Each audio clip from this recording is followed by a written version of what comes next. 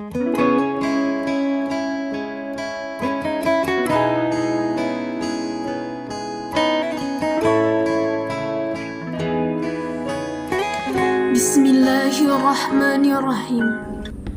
Assalamualaikum warahmatullahi wabarakatuh. Alhamdulillahi rabbil alamin, wa bihi nasta'in ala umurid dunya waddin. Ashhadu an la ilaha illallah wa ashhadu anna Muhammadar Rasulullah. La nabiyya ba'da. Amma ba'd. Puji dan syukur marilah sama-sama kita panjatkan kehadirat Allah Azza wa Jalla yang telah melimpahkan rahmat dan karunia-Nya kepada kita semua, sehingga kita masih bisa bernafas, masih bisa menikmati kehidupan seperti saat sekarang ini. Salawat berangkaikan salam tidak bosan-bosannya marilah sama-sama kita haturkan buat Nabi junjungan alam, yakninya Nabiuna Muhammad sallallahu alaihi wasallam, dengan mengucapkan Allahumma salli ala Sayyidina Muhammad wa ala ali Sayyidina Muhammad. Yang terhormat Bapak pengampu mata pelajar, yang terhormat hadirin wa hadirat yang berbahagia,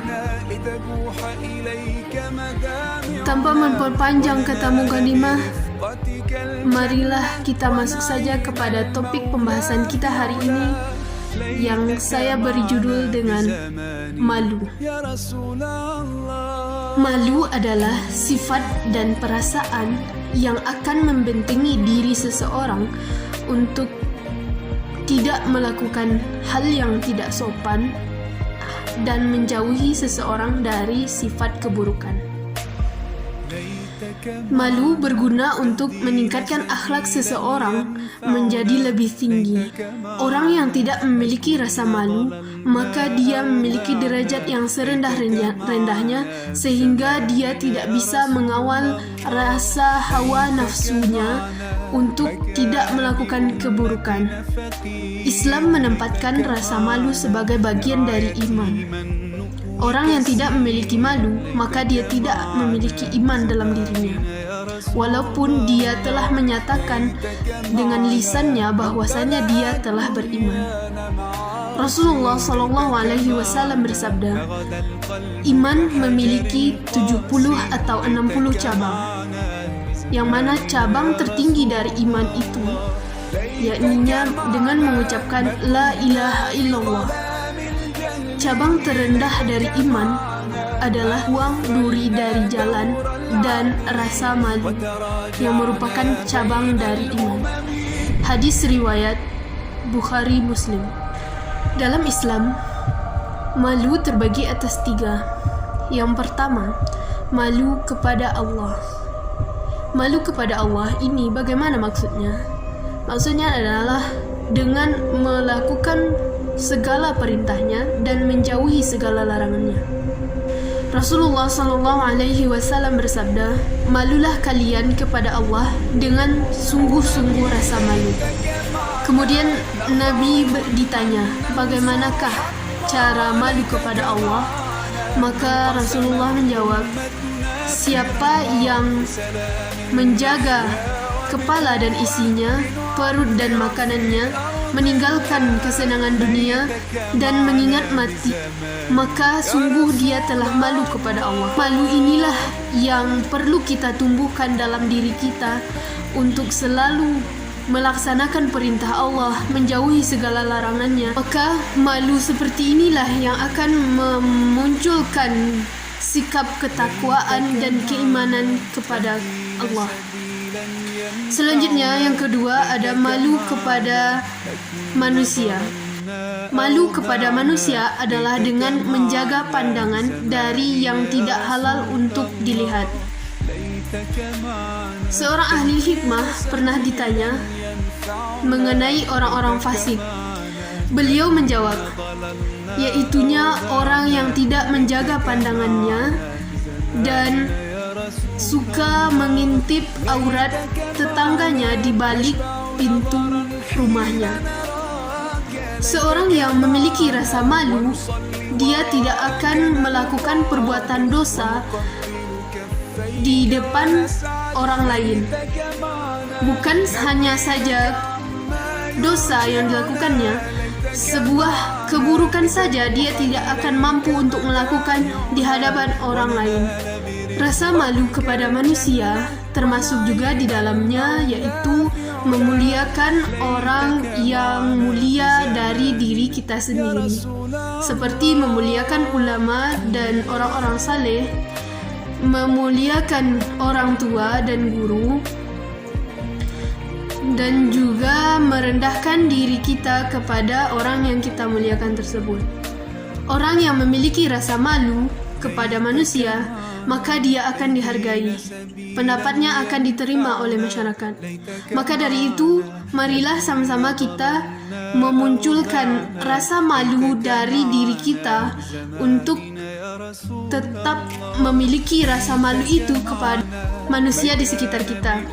Maka dari itu, marilah kita menjaga pandangan sebagai bentuk bukti rasa malu kita kepada manusia. Selanjutnya yang ketiga, yaitu rasa malu kepada diri sendiri. Malu seseorang kepada dirinya sendiri itu dibuktikan dengan dia tidak melakukan perbuatan dosa ketika dia sedang berada sendirian. Dia merasa amal salehnya lebih sedikit dibandingkan orang lain, sehingga dia lebih mempertebal akhlak dan amal salehnya kepada Allah Subhanahu wa Ta'ala. Oleh karena itu, sebaiknya kita sebagai manusia itu memiliki rasa malu pada diri kita sendiri lebih besar dibandingkan dengan rasa malu kepada orang lain. Karena semuanya itu berasal dari diri kita.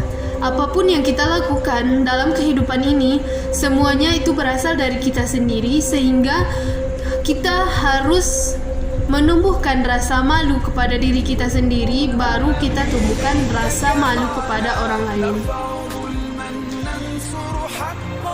Begitulah rasa malu diatur oleh Allah, diatur oleh Islam di dalam pelaksanaan kehidupan sehari-hari.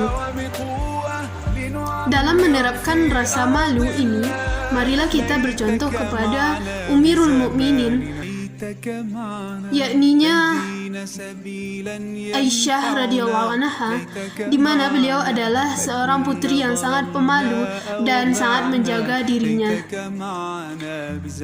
Beliau pernah bercerita, ketika aku memasuki rumahku yang di dalamnya terdapat makam Rasulullah, yang mana suaminya, dan di dalamnya juga terdapat makam Abu Bakar radhiyallahu anha, yang mana ayahnya, maka aku menampakkan sebagian auratku. Jadi beliau saat ketika dalam keadaan di dalamnya itu hanya ada orang mahramnya, maka beliau menampakkan auratnya.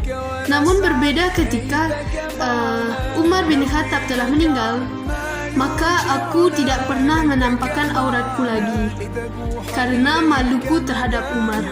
Jadi beliau Umirul Mukminin ini memiliki rasa malu tidak hanya kepada orang yang masih hidup, tapi juga memiliki rasa malu tersebut kepada orang yang sudah berada dalam kubur.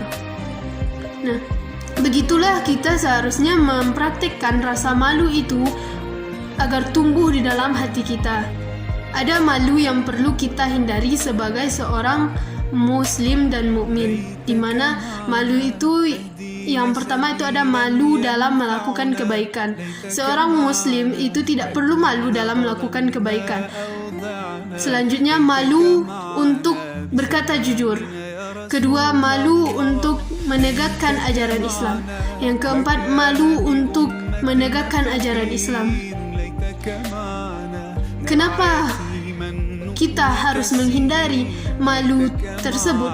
Karena tidak perlu rasa malu di dalam melakukan kebaikan. Karena orang yang memiliki rasa malu dalam melakukan kebaikan, maka hidupnya tidak akan diberkahi. Wallahu a'lam bishawab. Mungkin itu saja yang dapat saya sampaikan. Makan lesehan ke Sukabumi. Mudah-mudahan bisa dipahami. Sekian saja. Wassalamualaikum warahmatullahi wabarakatuh.